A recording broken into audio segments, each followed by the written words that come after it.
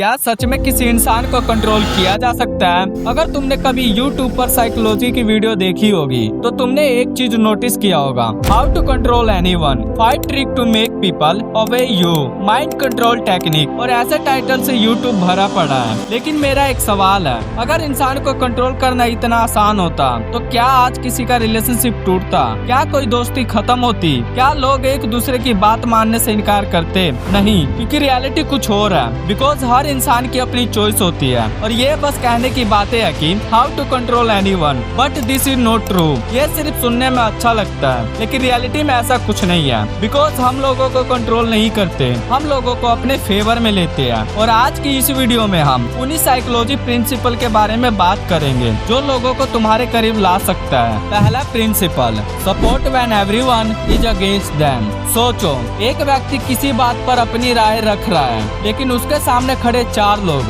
उसकी बातों को इग्नोर कर रहे हैं। कोई उसे समझने की कोशिश नहीं कर रहा। सो उस समय तुम्हें उसके हाँ में हाँ करना है। तुम उसे बाद में समझाना कि उसे वो काम करना चाहिए या नहीं, या फिर वो कितना गलत और कितना सही है। लेकिन 4 लोगों के सामने तुम उसके हाँ में हाँ करो, जिससे उसे ये फील होगा कि मेरे सामने खड़े 5 लोगों में से सिर्फ तुम थे जिसने उसकी बातें सुनी और उसके बातों को समझा। बाकी सभी उसके बातों को इग्नोर कर रहे थे। और यहीं से तुम्हारा कनेक्शन शुरू होता है। जब किसी को लगता है कि पूरी दुनिया उसके खिलाफ है और कोई एक व्यक्ति उसे समझ रहा है तो उसके मन में उस व्यक्ति की एक अलग इमेज क्रिएट होती है। याद रखो, लोग हमेशा उन लोगों को याद रखते हैं जो मुश्किल वक्त में भी उसके साथ खड़े होते हैं। आज के समय में लोग एक्सेप्टेशन के भूखे हैं और तुमने उसके उस उम्मीद को पूरा किया है और इस तरह वो तुम्हारे फेवर में आ जाएगा।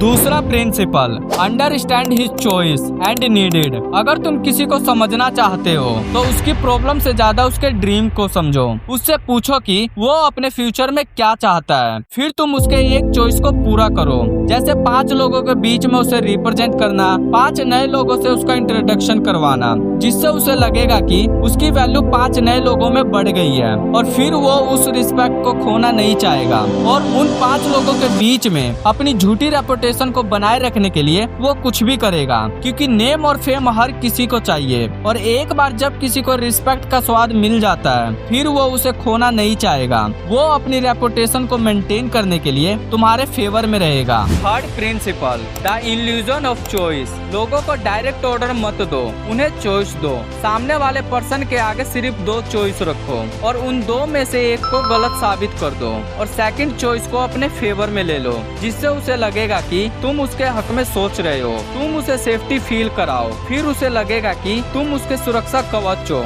जो उसे बचाना चाहता है, उसकी सुरक्षा करना चाहता है और इस तरह वो तुम्हारे फेवर में आ जाएगा। चौथा प्रिंसिपल, लोगों को उसकी ताकत याद दिलाओ। हर इंसान के अंदर कोई न कोई इनसिक्योरिटी होती है। कोई अपने लुक को लेकर परेशान है तो कोई पैसों को लेकर, तो कोई अपने काबिलियत को लेकर। और कई बार उन्हें अपने लाइफ में ऐसे इंसान की जरूरत होती है जो उन्हें उनकी ताकत दिखा सके, जो उसे उसका रियल वर्जन दिखा सके, उसके रियल पोटेंशियल को बाहर ला सके।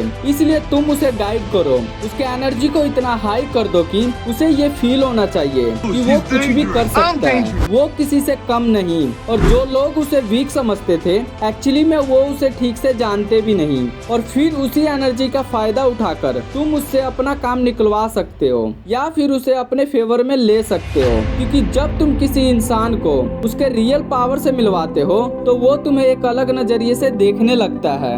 पांचवा principle, result speak louder than words. Confidence लोगों को अट्रैक्ट करता है लेकिन रिजल्ट लोगों को कन्विंस करता है। तुम कितनी भी बड़ी बातें कर लो, लोग ज्यादा देर तक विश्वास नहीं करेंगे, लेकिन जिस दिन तुम्हारा रिजल्ट दिखाई देगा उस दिन लोगों का विश्वास अपने आप बढ़ जाएगा। छठा प्रिंसिपल, द इमोशनल हुक। ये सबसे गहरी साइकोलॉजी है। आज के समय में हर इंसान की एक अपनी दुख भरी कहानी है जो वो सिर्फ उसे सुनाना चाहता है, जो उसके इमोशंस और उसके फीलिंग को समझे, मतलब उसके दर्द को अपना दर्द समझे। और जब कोई व्यक्ति उस दर्द को समझ लेता है तो वहाँ एक इमोशनल कनेक्शन बनता है। इसलिए लोग फैक्ट को भूल जाते हैं लेकिन ये नहीं भूलते कि किसी व्यक्ति ने उसे कैसा महसूस करवाया था।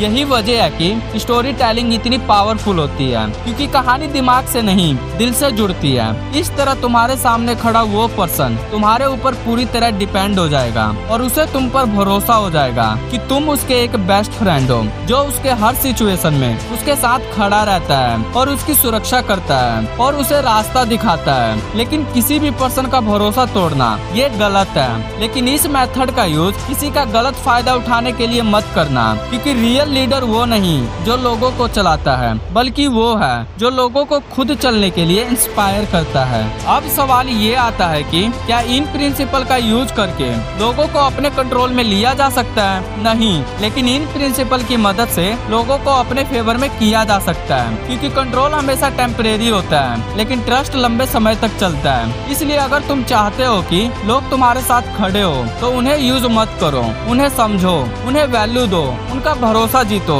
और फिर तुम्हें किसी को कंट्रोल करने की जरूरत नहीं पड़ेगी, क्योंकि लोग खुद तुम्हारे साथ चलना चाहेंगे। अगर इस वीडियो में तुमने कुछ नया सीखा तो वीडियो को लाइक करो और हमारे चैनल को सब्सक्राइब करो और कमेंट करके जरूर बताना कि इनमें से कौन सा साइकोलॉजी प्रिंसिपल तुम्हें सबसे ज्यादा पावरफुल लगा। मिलते हैं अगले वीडियो में।